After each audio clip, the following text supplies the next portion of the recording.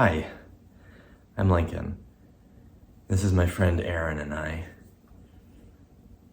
Aaron passed away a few months ago suddenly, and he left behind a bunch of people who love him and miss him dearly, and I'm definitely one of those.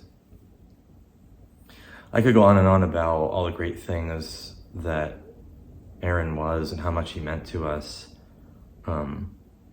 He was a cat lover. He had a cat named Nico, and he used Nico's name as his screen name when he played video games. He was a coffee lover. He probably drank too much coffee. That's not what killed him, but he enjoyed a good cup of joe. And he was a great friend and a great boss. He was disarming.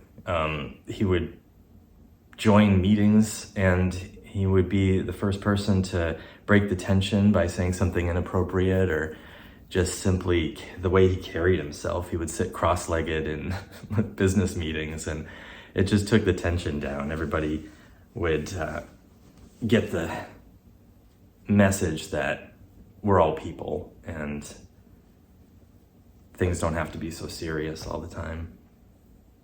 And he loved music. He loved making music. His screen name was YAKFATS. He's on Spotify. You can listen to his music. I think I'm gonna use one of his tracks for this video, so maybe you'll hear it. And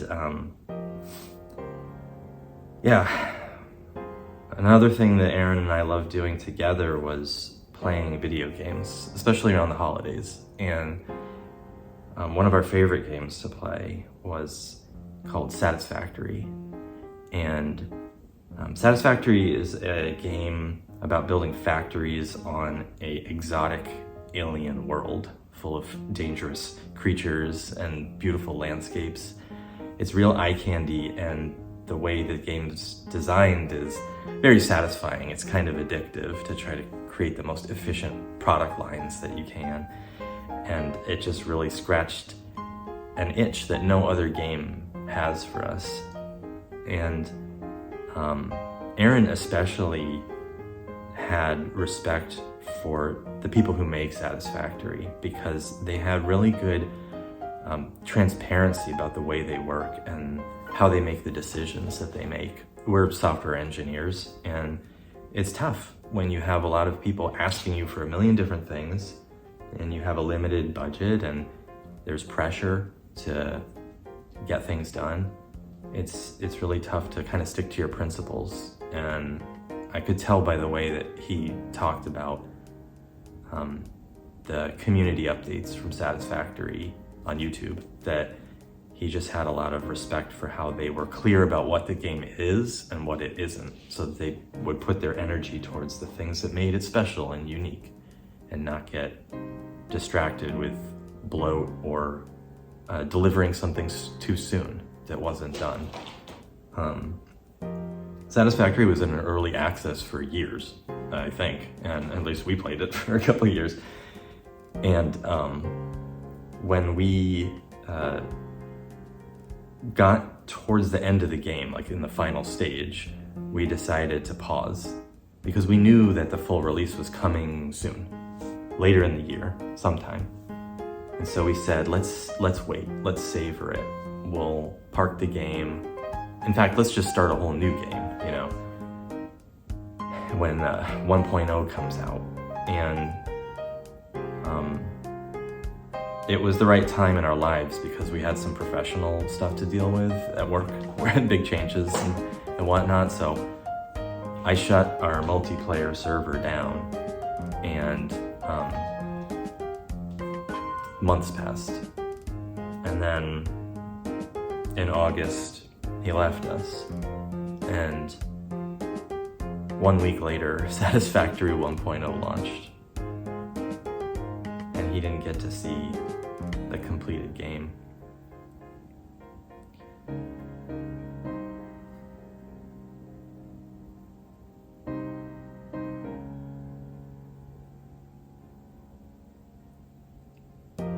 I couldn't really bring myself to play it at launch, which is what I would normally do.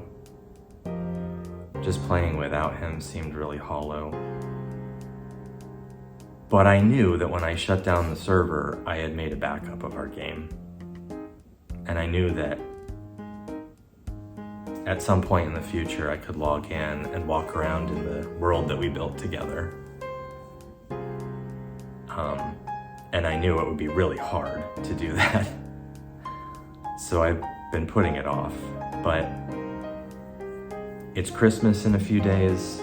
This is kind of that downtime where I would have had Aaron over and we would have had a glass of eggnog and sat by the fire, and then we would have had some late nights staying up way too late working on our factory together, so it seemed like the right time. So I fired up a new server, I restored the backup, and I logged in.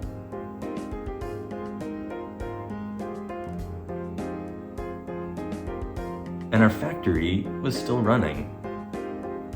There were a few quirks, but everything still looked pretty cool. Now this is where the difference between Aaron and I becomes clear, because I had created this like Roman aqueduct style conduit network connecting all my like glassed-in factories. And he had created this hazardous monstrosity of a tower on the edge of a waterfall. And the only way I could routinely get into it was to create a hypertube cannon that would launch me and then airdrop in just to be able to come over and say hi to him. And but I mean, if you look at the thing, it's crazy. It's majestic and nonsensical and insanely tall, kind of like Aaron. But it works. And that was kind of his style. He had the confidence and the intelligence to be able to make things work. It was always that way whenever you had something challenging or whatever going on in your life or at work. If he was in the room with you, you just knew it was all gonna work out. So after I toured Aaron's factory, I visited the last project that I had made for myself, which is this big barrel of a building with all of these coal power plants inside of it. And as I was scoping that out, I noticed something on the HUD, a little marker that said Nico. So see, there's a weird thing about Satisfactory. There's a quirk in this game that if a player logs out and you're on one of these multiplayer servers, the character doesn't just disappear like they do in other games. The character sticks around, like a lifeless husk. And it's really creepy if you have never seen it before, because you think somebody's there when they're not. But I knew as soon as I saw that, his character's still in the game. And I just took off running. In the direction on the HUD. I forgot that there's transport systems and hypertubes and things to get there safely. I was just running in a straight line towards this marker and running through past, animals attacking me and, toxins. And when I approached where his marker was, I was thinking, where is he? I was worried that he was like off the map or something. I was like, what is in this random spot on the map? And then when I got there, I remembered that I had made him this little party house, like a little rave house with colored lights, and it's in the shape of a cat. And when I got closer, I realized he's in there. He's in this little cat house. And when I walked in, there he was, sitting there, cross-legged, with his cup of coffee, listening to his music.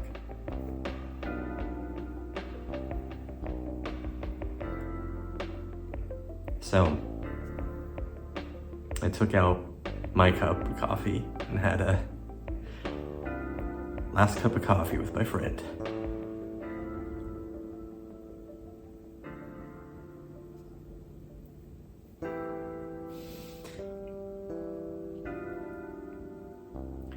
Aaron and I and our mutual friends,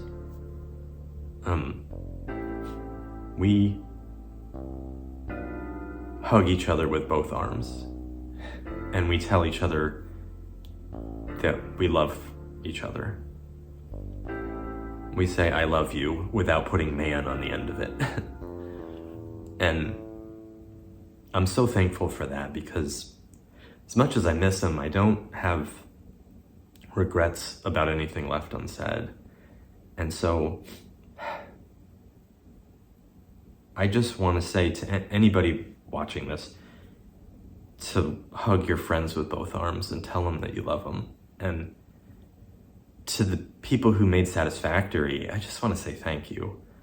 Thank you for inspiring people to stand up for what they believe in and be transparent, candid, honest, and authentic.